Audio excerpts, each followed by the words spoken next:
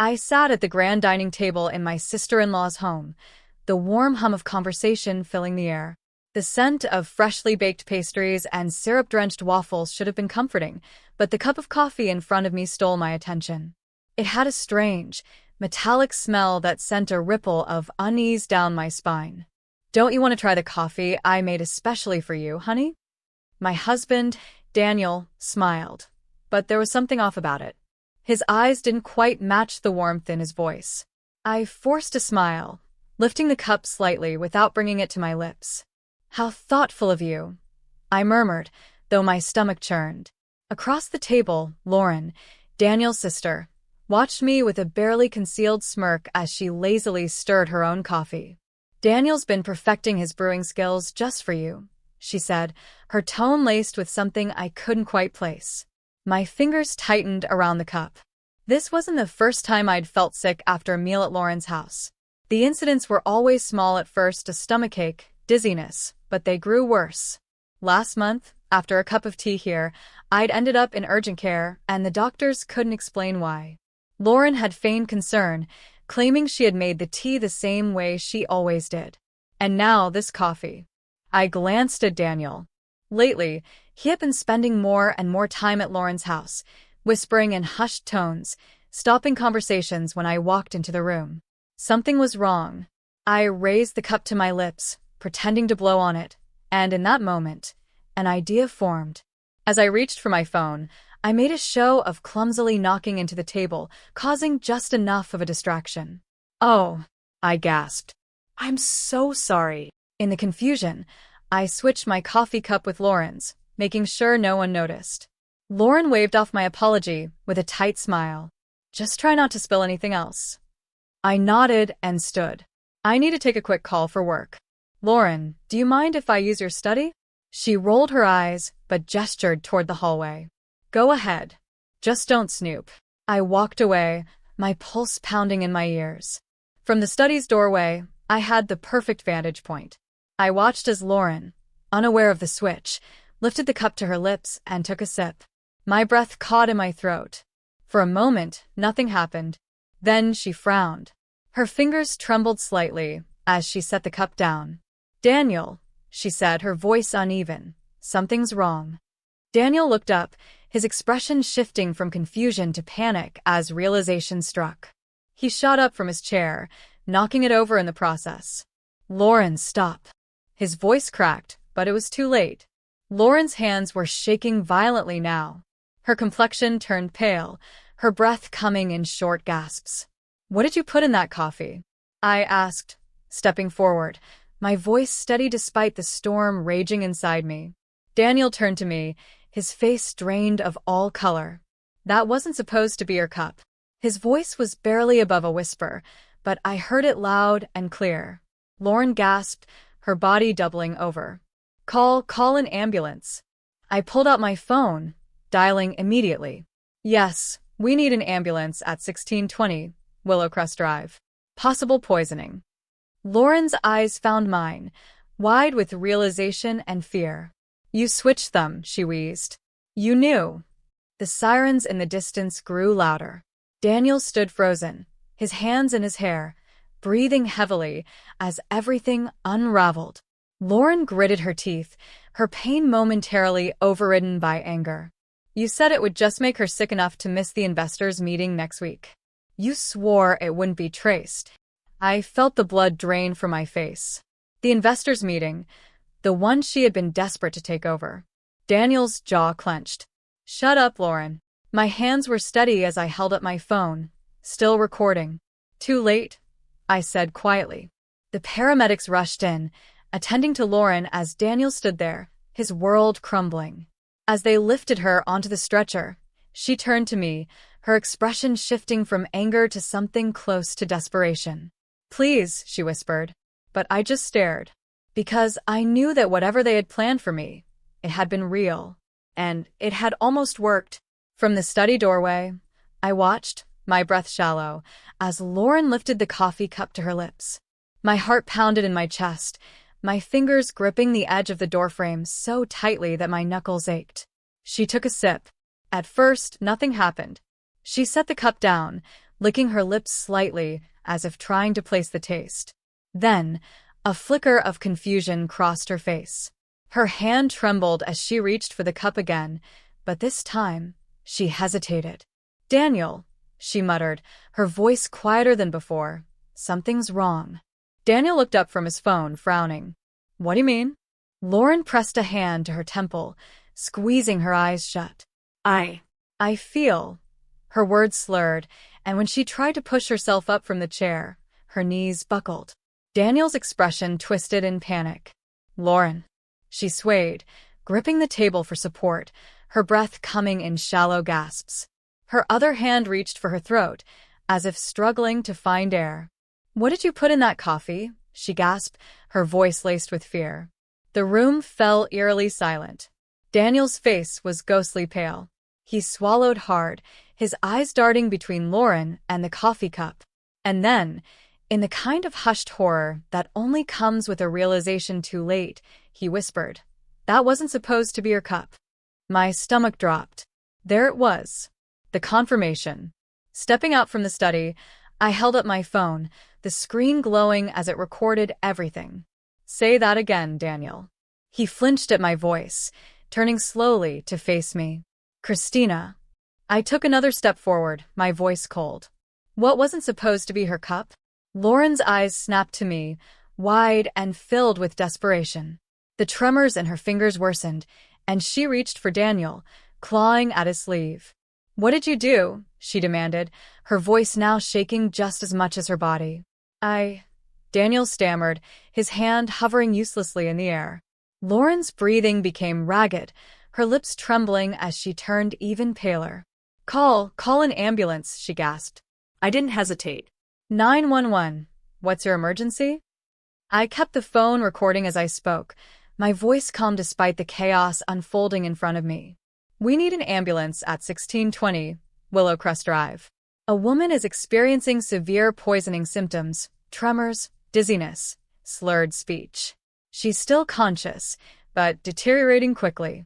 Lauren collapsed into her chair, gripping the edge of the table as if it was the only thing anchoring her. "You idiot," she spat at Daniel, her voice weaker now. "You said, just enough to make her sick." I froze. Daniel's face twisted in horror. "Lauren, shut up." But she couldn't.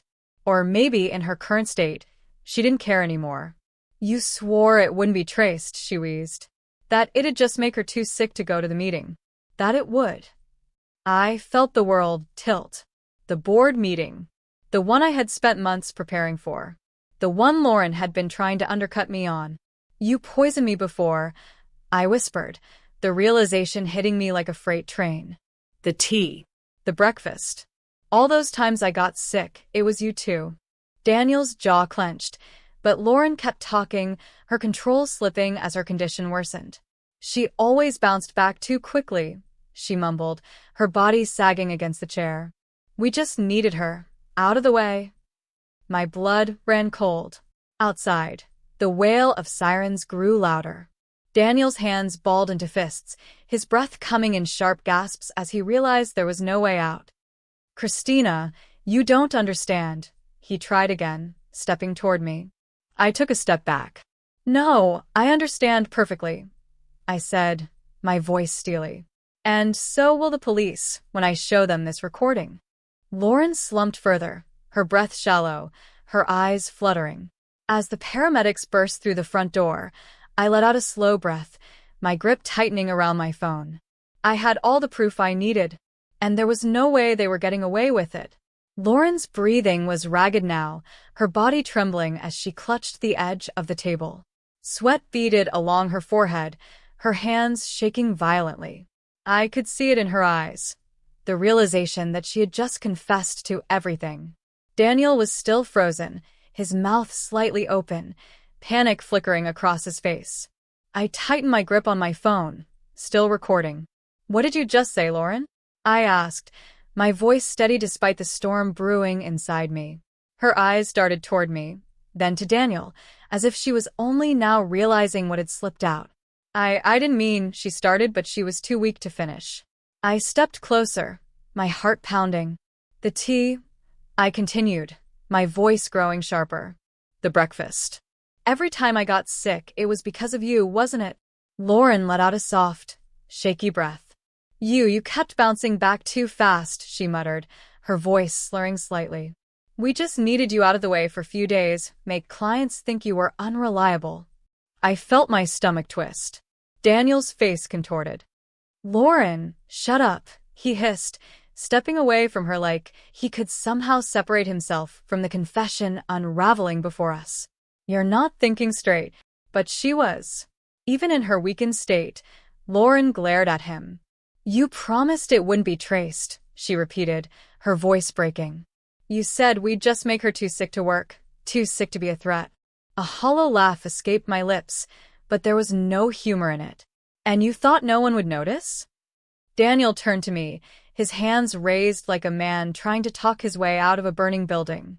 Christina, I didn't have anything to do with this, he lied, shaking his head. She's confused, she's sick, she doesn't know what she's saying. I held up my phone, pressing a few buttons. Really? Because this says otherwise. I hit play. Daniel's voice, clear as day, filled the silent dining room. She always finds a way to pull through. Maybe we need something stronger this time.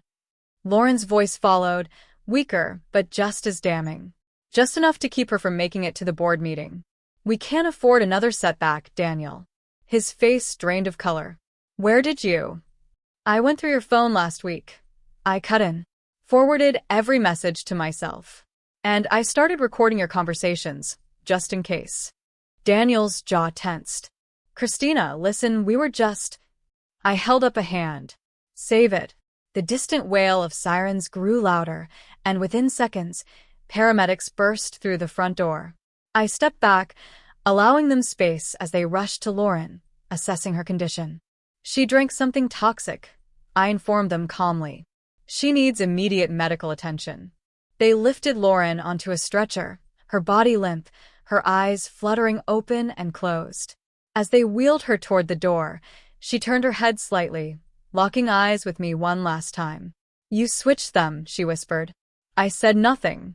As they carried her out, I pulled up my email and sent the recording to my lawyer. It took only a few seconds, but it was enough. Now, there was no going back. Daniel was pacing now, rubbing his hands over his face. Christina, you don't get it. We were trying to help you. I turned to face him fully, crossing my arms. By poisoning me? It wasn't like that, he snapped, his voice rising. Lauren she took it too far. I never wanted. Save it for the police. The flashing red and blue lights outside cast eerie shadows into the room as two officers stepped inside. And just like that, Daniel's excuses ran out. The fluorescent lights of the hospital waiting room buzzed softly as I sat with my phone clutched tightly in my hands. The recording was still open on my screen, proof of everything. I replayed Lauren's slurred confession in my mind, her words looping over and over. You kept bouncing back too fast. We just needed you out of the way for a few days, make clients think you were unreliable. A shiver ran down my spine. Family of Lauren Hayes? A voice called. I stood, my heels clicking against the linoleum floor as I followed a nurse down a sterile hallway. She led me to a private room where a woman in a white coat was waiting. Mrs. Bennett? She asked, her sharp eyes scanning me. I nodded. I'm Dr. Phillips. I oversaw Ms. Hayes' preliminary toxicology screening. We found some concerning substances in her system, she said, flipping through a report on her tablet. I swallowed hard. What kind of substances? Dr. Phillips exhaled. A combination of neurotoxins and gastrointestinal irritants. Not something that would be found naturally in food or drinks. This was deliberate contamination. I felt my stomach churn. She hesitated before continuing. Given the nature of the toxins, we ran a comparative analysis using your past hospital records. My head snapped up, and her expression darkened. We found traces of the same substances in your previous blood work. Smaller amounts, but consistent with long-term exposure. A cold numbness spread through my limbs. These weren't isolated incidents, Mrs. Bennett. This has been happening for months. I let out a slow breath, steadying myself. I already knew the truth, but Hearing it confirmed by a doctor made it feel heavier. Before I could respond, the door swung open. Christina, Detective Mendoza greeted, stepping into the room. Her presence was commanding, confident but calm. I heard about what happened. Can you walk me through everything? I straightened, my grip tightening around my phone. I have evidence, I said, pulling up the texts I had forwarded to myself.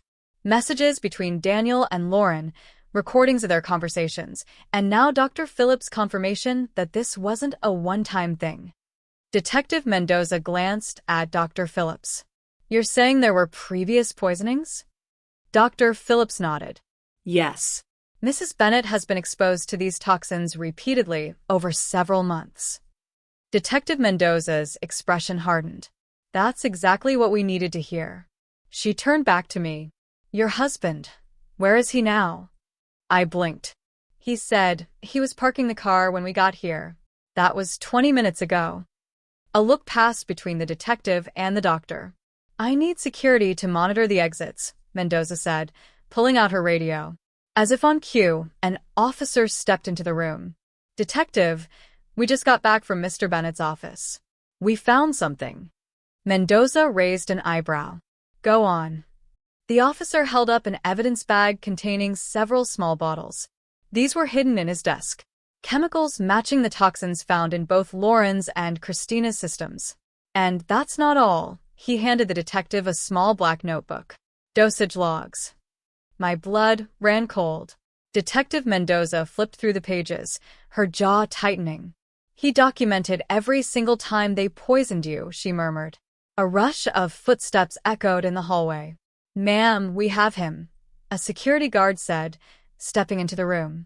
James Bennett was attempting to leave through the south exit. He's in custody now. I let out a breath I hadn't realized I was holding. Detective Mendoza looked at me. Looks like it's time to get some answers.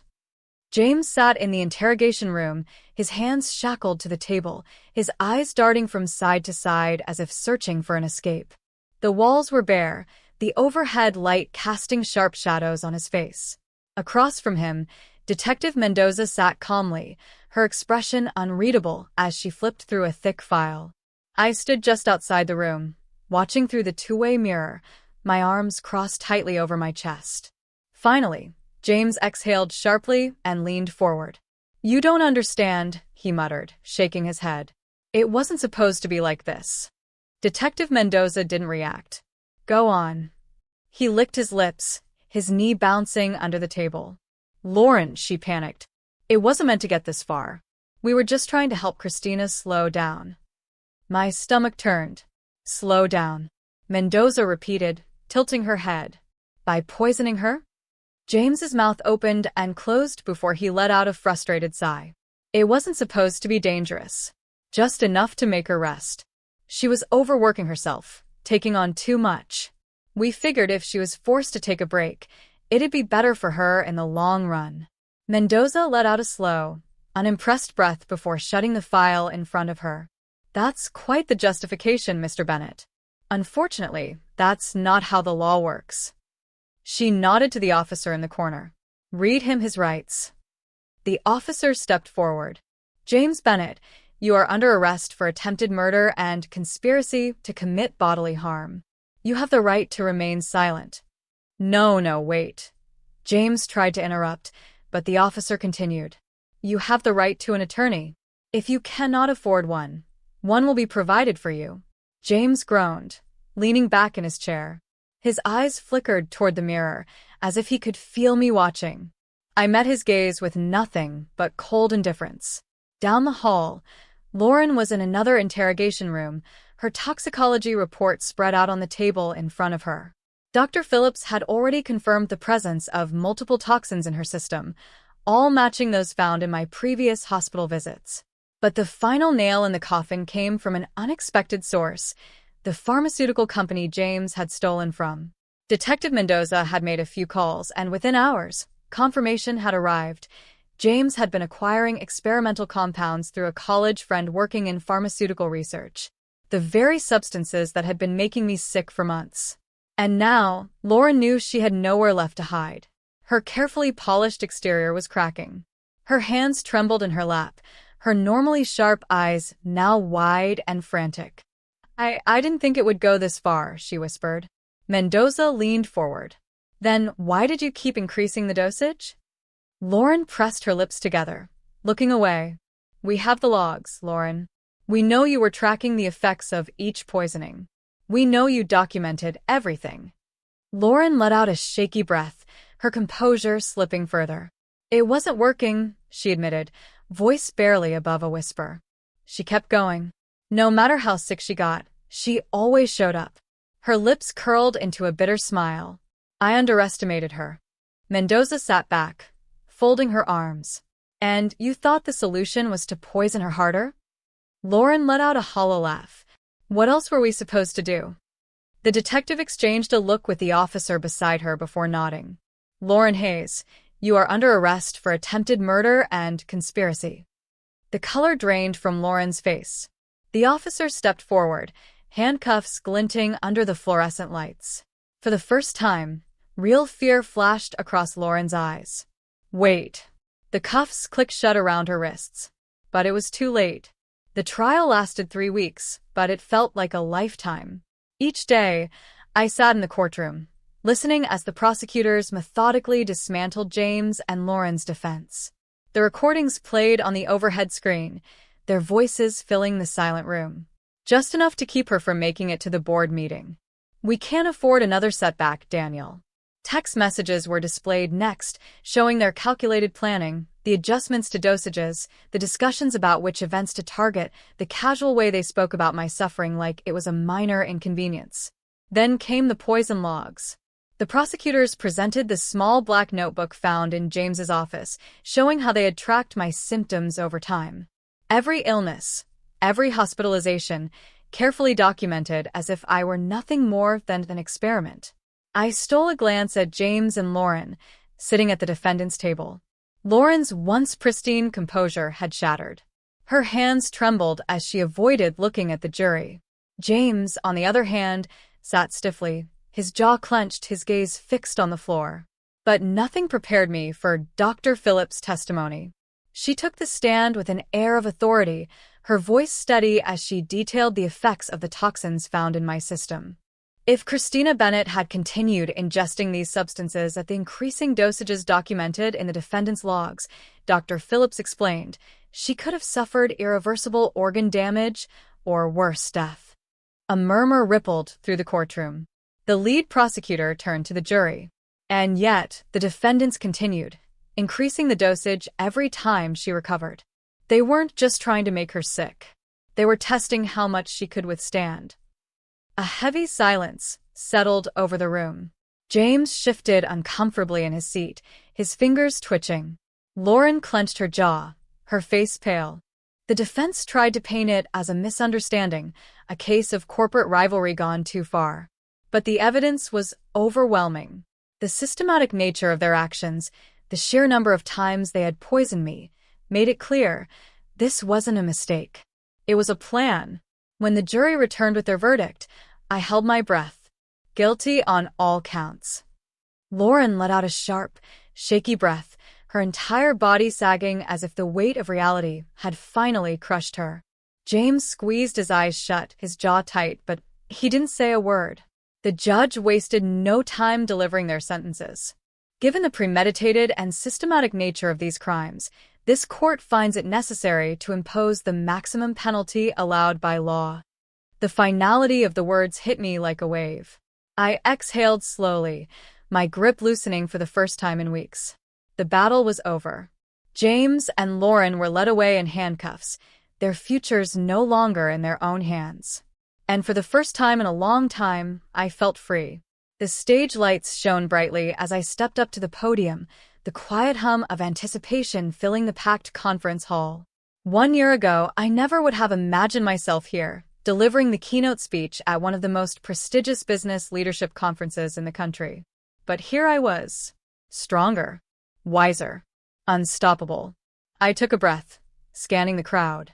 Success isn't just about talent or hard work, I began. It's about resilience. It's about trusting yourself, even when the people closest to you try to tear you down. A few heads nodded in the audience. Some people knew my story, though I never spoke about it publicly. The media had covered the trial, splashing James and Lauren's faces across the news. Their sentencing had been a spectacle. Attempted murder and conspiracy charges rarely went unnoticed. But I never gave a single interview, because my focus wasn't on them. It was on me. On moving forward. In business, just like in life, the biggest threats don't always come from our competitors, I continued. Sometimes, they come from the people we trust the most. I let my words hang in the air for a moment, remembering the way I had doubted myself for so long. Ignored the warning signs. Questioned whether I was just being paranoid. Trusting my instincts had saved my life. A year ago, I was fighting for my career, my reputation, my survival. Now, I was leading one of the fastest-growing marketing firms in the industry.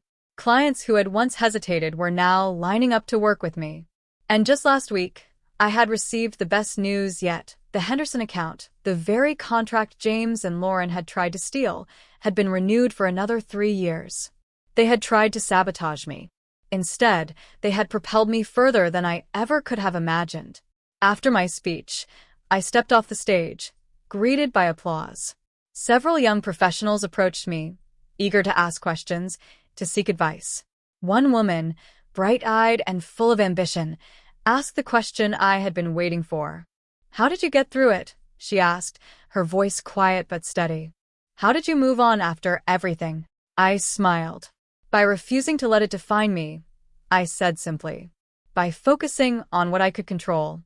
I gathered evidence. I trusted myself. And when the time came, I made sure the truth came out. And then, I let it go." She nodded, absorbing my words, and I saw a little bit of my past self in her. That night, I received an email, another major contract signed, another step forward. I glanced at the news headlines on my phone. James and Lauren's names were trending again, their latest appeal denied. I didn't click on the article. Instead, I closed my phone and looked ahead. Because real success isn't about getting revenge. It's about proving that you never needed it in the first place.